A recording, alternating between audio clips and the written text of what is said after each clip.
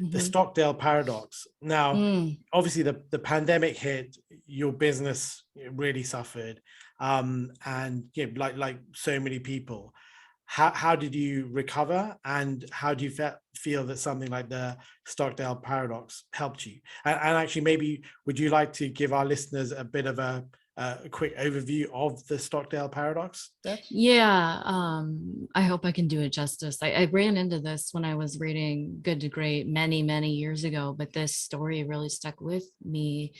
And the Stockdale paradox was inspired by a story of American soldiers who um, were being held Vietnam, yeah, hostage. yeah. Yeah, and the um, and Admiral Stockdale was asked, well, what was the what was common among those who survived that awful experience? And he said the people that didn't make it were the optimists who were continually thinking, we'll be out of here by Christmas, we'll be out of here by Easter. And they were continually disappointed. And he said, the Stockdale paradox is really all about embracing the brutal reality of the current situation without losing hope that you will prevail in the end. And when the world blew up in March 2020, my business did too. My speaking calendar, which had been filled out even into the next year, evaporated in a matter of days. I had strategic consulting engagements we were just to the point where we were scheduling when is our first work session.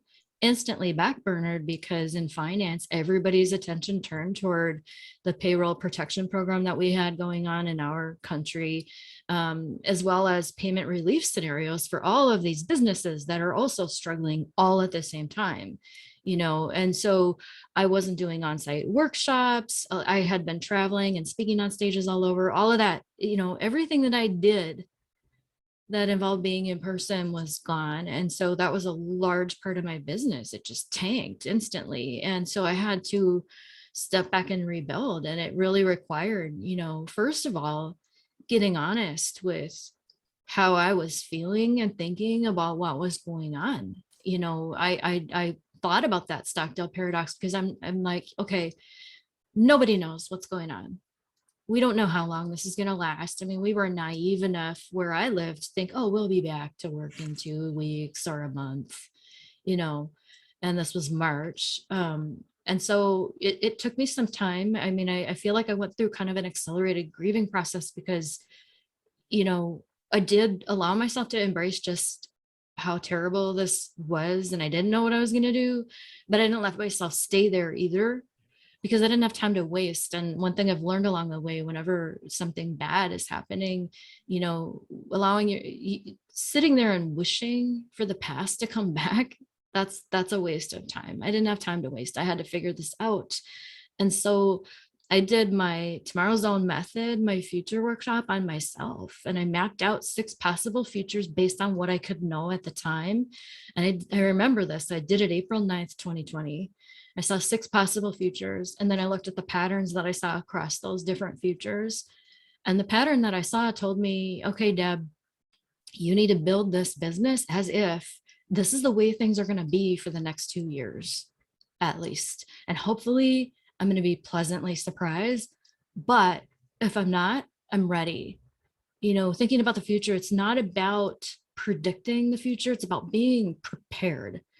And so that really gave me the freedom to skip over the continual question, how do I do this in person? Can I do this in person safely? Do I need to travel? Because I wasn't burning any time or energy on that thought process. It freed me up to think, okay, the whole world has had to adopt digital and they're all on my turf.